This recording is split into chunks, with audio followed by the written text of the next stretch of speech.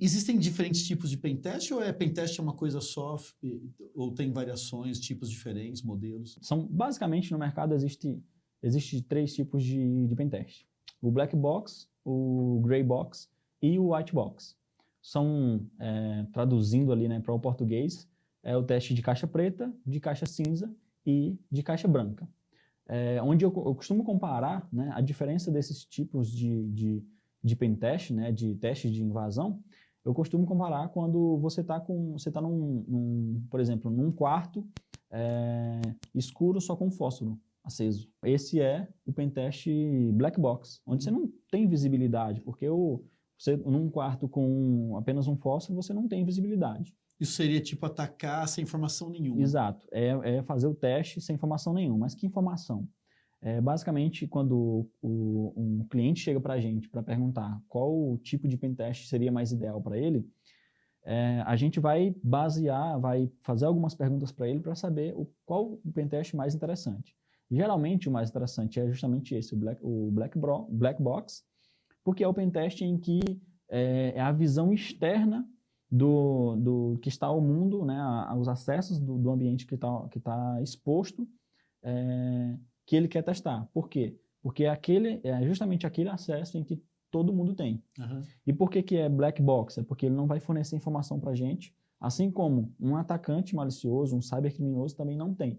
Então ele vai buscar essas informações. Ela não é entregue para o atacante, assim como não é entregue para nós. Entendi. Para exemplificar isso, tipo, eu quero atacar a empresa X, mas eu não sei nada dela, não conheço, nunca ouvi falar. Eu até moro em outro país, mas eu entro tipo num website dela, que eu ponho o nome da empresa x.com, e aí eu começo dali a buscar formas de atacá-la. É mais ou menos isso. É mais ou menos isso. Eu vou buscar tudo que ela tem exposto na internet, seja um domínio x.com, seja um IP que está atrelado àquele domínio, seja qualquer outro ativo digital, qualquer outra informação que eu consiga. Então, eu posso também, além de, né, quando se trata de um pentest black box, uma boa atividade que se faz também é de procurar os funcionários daquela empresa.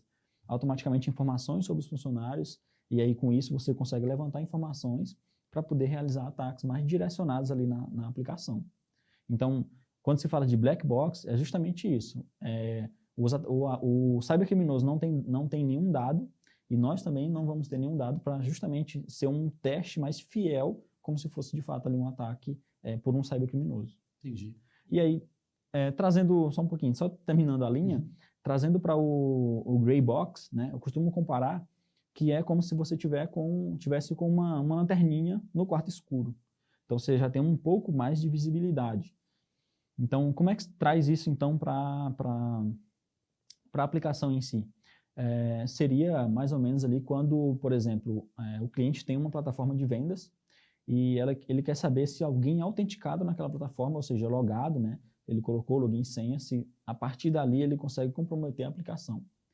Esse a gente costuma chamar de gray box. Então, eu tenho tanto qual é a aplicação que vai ser testada, como as credenciais, né, o login, eu consigo logar naquela plataforma para eu saber da visão de quem está logado se encontra-se alguma vulnerabilidade. Então, esse é o gray box, por exemplo. Que tipo de login? É um login comum? É um login com privilégio?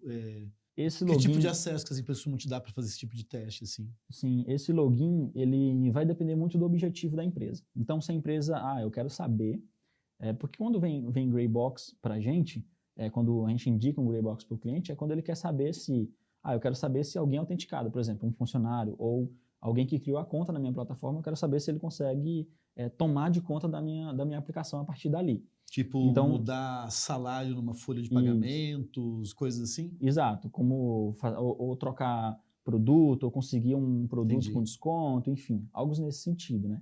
Trazendo a ideia do e-commerce. E aí, quando se fala de níveis de usuário, vai depender muito do objetivo ali da empresa. Então, pode ser um nível bem básico de usuário, geralmente é assim, para saber se é possível elevar esse nível de usuário. O que seria elevar? Seria alguém que só tem acesso a parte de compras ali de produtos, levar um acesso para alguém que teria a parte de gerência de compra. Então, eu consegui diminuir o preço de um produto, ou eu consegui colocar um produto no carrinho com preço zerado, e por aí vai. Então, seria mais ou menos isso. Então, geralmente, o Gray Box, ele é justamente para trazer uma visão de um usuário logado com poucos privilégios, para saber se é possível elevar o privilégio daquele usuário. Se você estiver fazendo um black box e através de uma base de dados vazada ou não, você conseguir identificar uma credencial válida, conseguir validar essa credencial dentro do ambiente do cliente, é a mesma coisa que você tivesse aquela informação para começar a fazer um gray box. Exato. Só que a diferença é que, em vez do cliente fornecer essa credencial, que é o caso típico do gray box, você conseguiu obter a credencial através de um ataque que começou com um black box. Exato. Está correto Tá correto. essa analogia? Tá sim, tá correto, porque quando você encontra uma credencial válida, você automaticamente está fazendo meio que um gray box ali, porque você está autenticado, você vai tentar ali alguns ataques mais específicos de um gray box, digamos assim. E tem um ponto interessante nisso, por quê? Né? Um ponto interessante de falar de vazamento é que é uma das primeiras atividades que a gente faz quando a gente recebe ali um cliente em que a gente vai fazer um teste black box, por exemplo. Uma das primeiras atividades é procurar por credenciais vazadas, né? Para justamente tentar utilizar aquela credencial. Então já é um ponto bem crítico de uma empresa que tem uma credencial vazada e válida. Então se essa credencial está válida, significa que a empresa ela nem precisa fornecer uma credencial para alguém para poder tomar um cybercriminoso, por exemplo, tomar de conta de uma aplicação. Então se a partir do momento em que inicia-se um black box e ele durante essa atividade é encontrado uma credencial, automaticamente meio que começa ali já um white box, só que ainda assim dentro de um gray box, aliás, dentro de um black box. Por quê? Porque o black box, ele vai ter ali algumas questões, porque geralmente o ambiente que é testado é um ambiente de produção, ou seja, um ambiente que todo mundo utiliza, um ambiente que vai estar lá exposto na internet. Então ele não pode se ter um ataque muito robusto, porque pode prejudicar a empresa ao invés de ajudar ali com o serviço. Então ele é um ataque mais superficial ali, mesmo que encontrou credenciais e está sendo feito ali um teste, é um pouco mais superficial, porque a ideia do gray box também, que é o ataque de caixa cinza, ele é também fazer num ambiente ali de homologação, ou seja, um ambiente de teste apartado do ambiente de produção para não ter ali um impacto diretamente na produção, naquele cliente, na atividade normal ali do dia a dia do cliente. Você falou nessa preocupação em não causar nenhum prejuízo ao cliente. Esse é um dos pontos que diferencia um hacker malicioso de um hacker ético, porque o hacker malicioso, a partir do momento que ele acha uma credencial, ele vai lá até conseguir tomar todo o sistema do cliente, né? Exato. Aí já seria uma segunda bateria de teste, por exemplo. Então, se nós fizemos ali, né, a ideia do black box, encontramos credenciais, vamos fazer testes com aquela credencial, porém, provavelmente no final, ali, na entrega desse pentest, nós vamos indicar um gray box para aquele cliente. Por quê? Para nós darmos continuidade a partir do usuário logado, dar continuidade, fazendo ali um gray box, no caso, para que o cliente saiba se aquela aplicação dele, de fato, ali tem alguma vulnerabilidade a mais ou não. E, claro, voltando a dizer, né, o gray box, nesse caso, a gente indica que ele seja prioritariamente no ambiente de homologação, para que não haja nenhum impacto ali na produção. Sabemos que um atacante, se ele encontrar credencial, se ele for atacar uma aplicação, e essa aplicação é produção, homologação, independente do que seja, o atacante ele não tem nada a perder, ele vai fazer o ataque.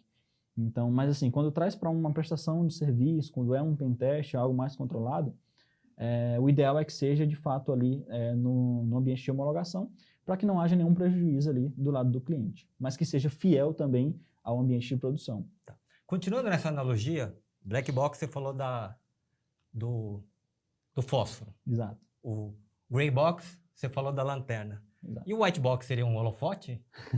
O white box seria a luz ligada mesmo, né? Uhum. E que é justamente trazendo, né? Quando você tem a luz ligada numa sala, você enxerga praticamente 100% ali do quarto, do ambiente, né? Uhum. Então, basicamente essa mesma, trazendo aí para a prática, seria testes ali de aplicações a nível de código, por exemplo.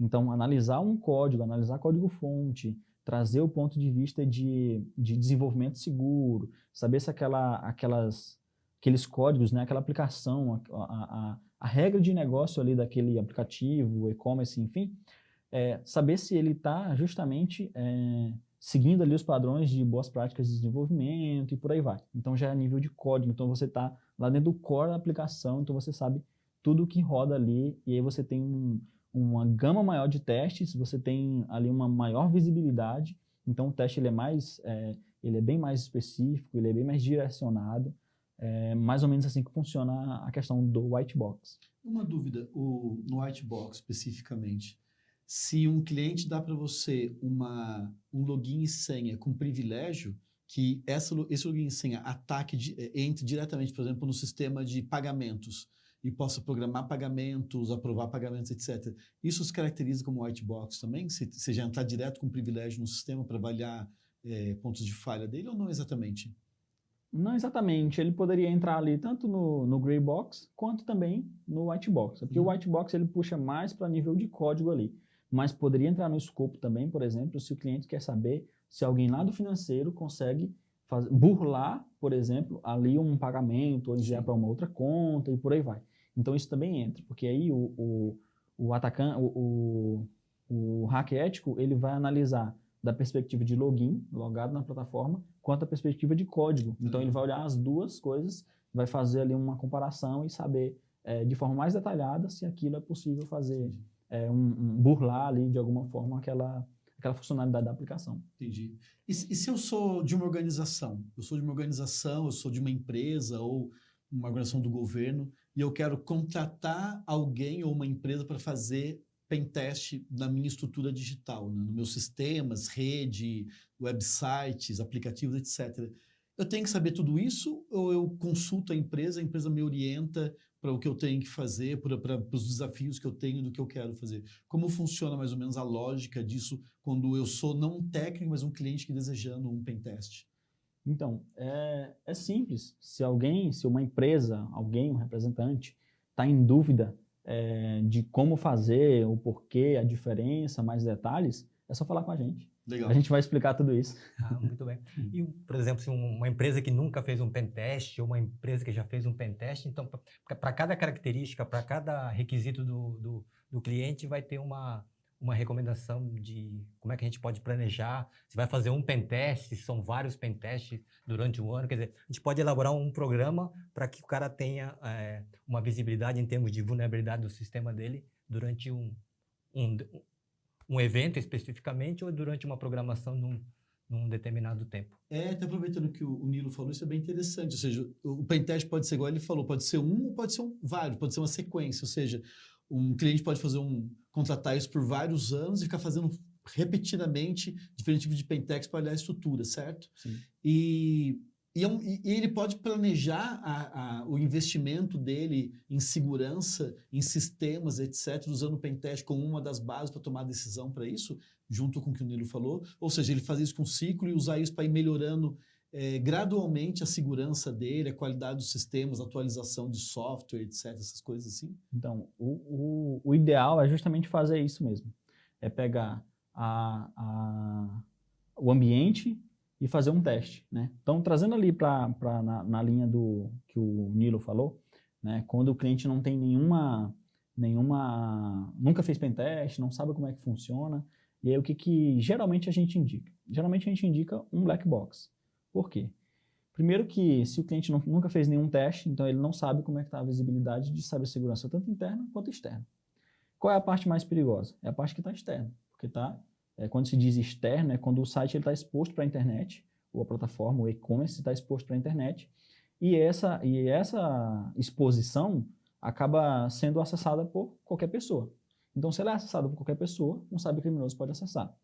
Então, a gente indica um black box, porque é o que está mais fiel ali da perspectiva de um cybercriminoso. Então, a gente indica um black box. Tá, e aí por aí acaba? Não. A gente costuma indicar para os clientes o teste de intrusão, seja black box ou white box, com reteste.